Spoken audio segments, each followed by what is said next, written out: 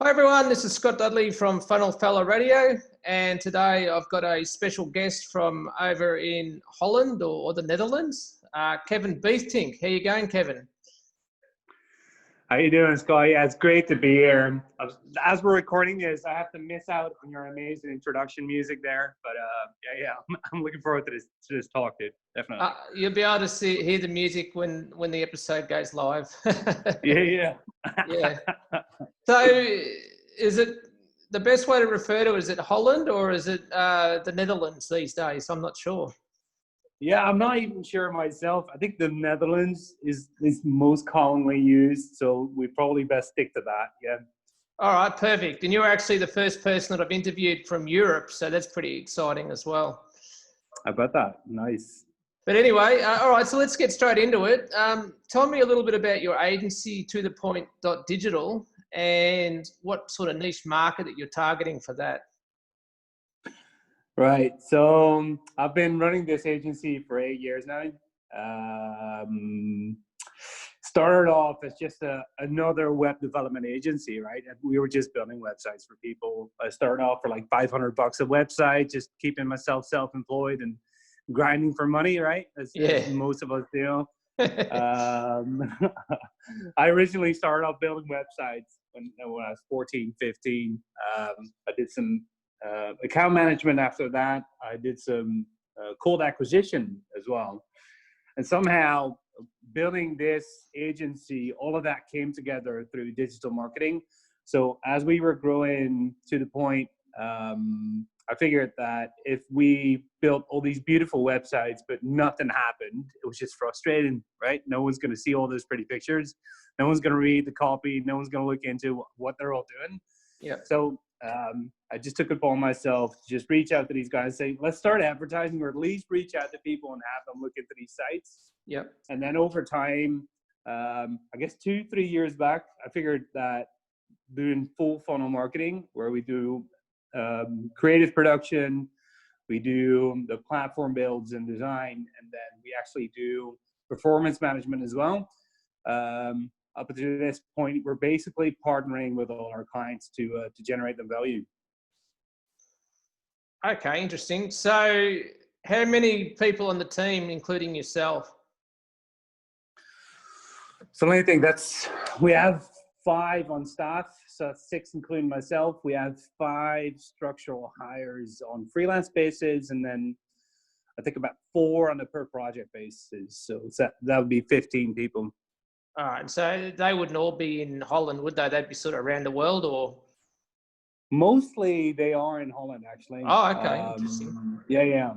So most of I've got a staff of 5 where mostly of them are builders. So we do a lot of custom development in WordPress and WooCommerce, actually.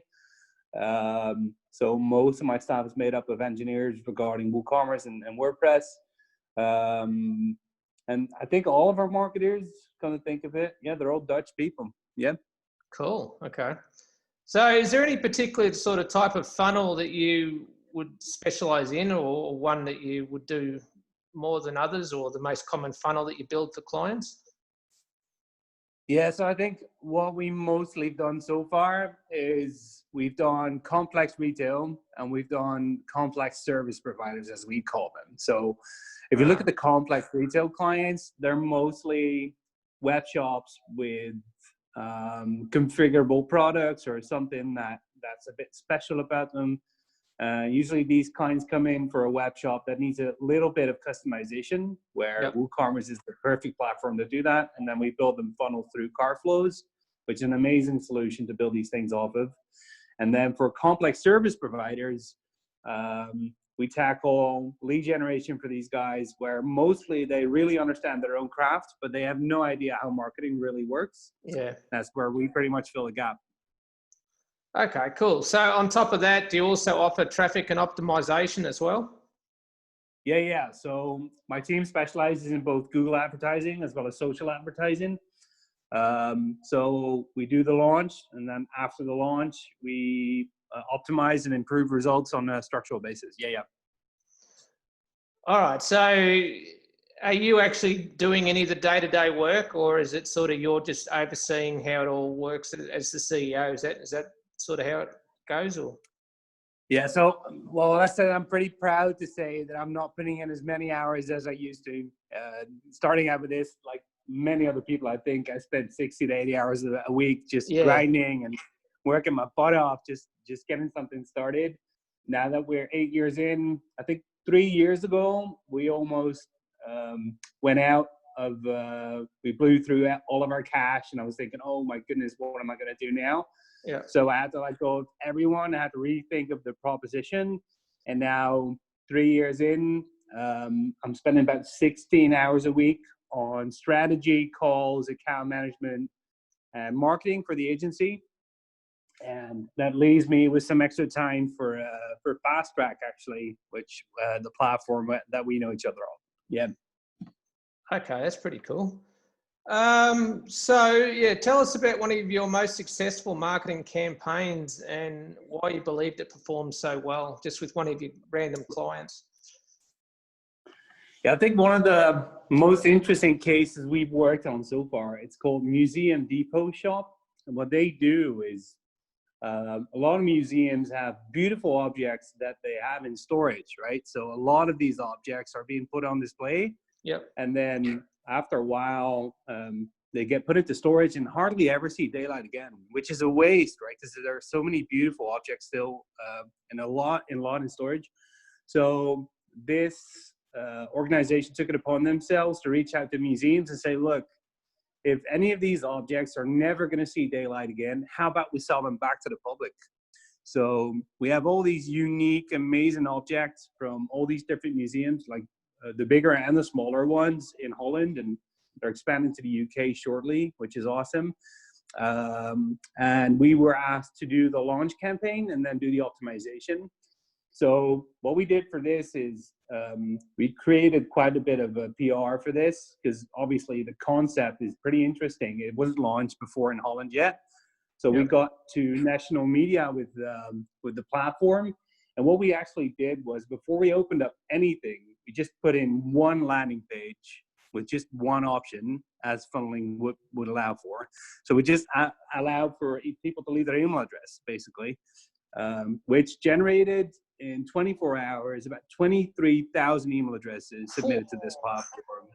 Jeez. So yeah, I'm very, very excited. So then what happened was we had to sort of figure out, how do we best market to these people? Because all these objects are obviously unique, right? Yeah. So what we did is we worked with their team to categorize all the products, and then actually have people fill out a quiz as like step 2 to this funnel. Yeah. And they submit their interests. So what categories do you like? What stuff do you like? And then based off their interest, we, on a daily basis, publish new objects on a category basis. And then we send them out. Okay, there's 10 new objects in your category. Go check it out. So we're sending out new emails on a daily basis right now, together with their team, which is generating about 90% of their revenue right now. Jeez, that's interesting. It sort of reminds me a bit of that movie. What was it, Night at the Museum with Ben Stiller? Do you know the one I'm talking about? Yeah, I know what you're talking about. Definitely. Yeah. That was the first thing. We're not selling dinosaurs, Scott. We're not selling those. But No. It's just the first thing that popped in my head when you mentioned it. But yeah, sorry. Thought I'd put a bit of humor into it. But yeah, no, I mean, 23,000 leads. That's amazing. Yeah. All right. So, what are your favorite tools and platforms that you use to build and optimize funnels? Yes, we have a variety of these. So we're actually doing right now is, my team's very apt at custom WordPress and custom WooCommerce development, right? So these 2 platforms are our go-to platforms to build multi-step funnels. When it comes down to very simple funnels, usually it's Unbounce or a similar page builder, just to set up these landing pages for clients. Okay. Which can just float around. But most of the custom work goes into WooCommerce and WordPress. And we combine that with a bunch of other tools that we've got really familiar with. Yeah. Yeah, there's so much stuff that you can do with that. There's one thing that I've found, though, is you have to really know what you're doing. Like, you have to be good at the development side of it. Otherwise, it's sort of pretty complicated to set that up. Would you agree? Yeah, I think most people think that because of the liberty you get with a platform like this, it's easier to think of things and then integrate it, right? Whereas if you look at simple setups in Unbounce or Instapage or Lead Pages, it's so much easier to just click, drag, and drop the Yeah, pieces you want onto a landing page. yeah, Whereas if you were to do that on WordPress or WooCommerce, it's just a bit more complicated. And I'm pretty happy with the engineers we have on our team because they do a lot of complex stuff where I think there's a very big gap. Either you do very simple setups on WordPress, but then it doesn't really tailor to your needs because it's a bit too slow, yeah. or you do a bit more complex projects, but then you fall short on knowledge on how to actually set those up. So yeah, I totally agree. Yeah, it's a bit tedious to get into that. Okay, interesting. All right. So, what are two or three of the biggest and most common mistakes that you see clients making, sort of repeatedly? Yeah, I saw this question come up with you. So I think one of the most important challenges we face with clients is they want the shortcut, right? They all want the shortcut to success. And then as we lay out plans for them, we carefully craft these customer journeys, right? Which is basically what we're doing with funnel marketing. We're trying to get people's attention. We're trying to get them excited. We're trying to get them all the way excited up to the purchase moment, and then they actually buy something. Now, the steps before all that, branding, positioning, messaging, it's crucial, right? If you don't have the right message at the front, no one's going to buy at the end of the journey. But a lot of these clients that we talk to just want to advertise and sell, right? When there's no story in place. So I think one of the most common mistakes is forgetting about the journey that customers need to go through themselves before they actually buy. Because a lot of these clients are so convinced of their products or services value Yeah. that they forget that they still need to persuade people to actually get into the story first. So I think that's one of the most common mistakes that we see happening. Yeah, sort of. Other people aren't as excited about your products as you are. So, but yeah, people don't really realize that, I guess. So that's a good point. That's part of our job, yeah. So I think in funnel marketing, it's all about making sure we understand people's motivation, understand where they're at that point in time before you can get them excited for something. And there's a gap to bridge between people selling and people buying, where people selling are so really enthusiastic about what they're doing, Yeah. but people buying have no clue on what they've gone through, right? If you develop a product or a service, you've gone through all these steps. You've thought about everything you want to come together to provide this value. But if you can't bring that message across, no one's still going to buy it from you. I think that's where funnel marketing is just amazing, to do a structural customer journey to get people like from actually not non-interested or not knowing of you to actually buying your service, your story. Yeah, well, that's where market research would be important as well. So you're actually getting feedback from your target market rather than just sort of guessing what people are thinking as well. Absolutely. Yeah. All right. So for people that are maybe thinking about opening up their own funnel agency, what's the biggest challenge you consistently have to face while running your agency? I think that's a very interesting question. What we're actually doing is to my experience, there's been some very big hurdles in building an agency. Because look at it this way: if you take your first staff member, right? Who do you hire? Who's that going to be? Is that going to be a management person? Is that going to be a tech person, a designer? Is he going to be that generalist that hopefully fills in every gap that you want filled out? Because I've looked for those. They're not there, Scott. Those don't exist. These magical people that magically take everything off your hands so you can keep selling, right? That does not happen. So I think one of the biggest challenges as you grow your agency is trying to figure out the path from self-employed to actual agency owner to actual business owner, right? So you need to move from that position where you're a professional with a vast skill set into that position where you're actually operating your business or even just managing your business, and your team's actually carrying out the stuff that you need to. But this is one of the reasons, because I had this struggle a couple times as you take on your first hire, to the point that you take I think it was my fifth, that was one of the biggest challenges, because you're balancing cash flow, right? So overhead costs are terrible, and You don't want to invest anything that doesn't generate cash flow immediately. So all these challenges, I think cash flow is one of the biggest challenges building something, because there's so much risk involved when you hire someone. So we're actually developing a service where as soon as you get into one of these hurdles, you can have our team step in, take care of everything that should have been taken care of for your agency. Because as soon as you start working for clients, Scott, you forget about yourself, right? Yeah. You get so entangled in the work on developing these things, on setting these campaigns up, that, oh my gosh, I just delivered, but who am I going to work for next, right? And then you have this gap, and we're trying to fill up the void. As soon as you start working for clients, we're setting up an unlimited support service for agencies where they can just have our team step in and say, all right, what do we need to take care of while you're busy working for clients? So you can keep growing that agency while you're working for those clients. It's just hard to balance these things out. Yeah, exactly. The balance. That's right. I totally relate to what you're saying.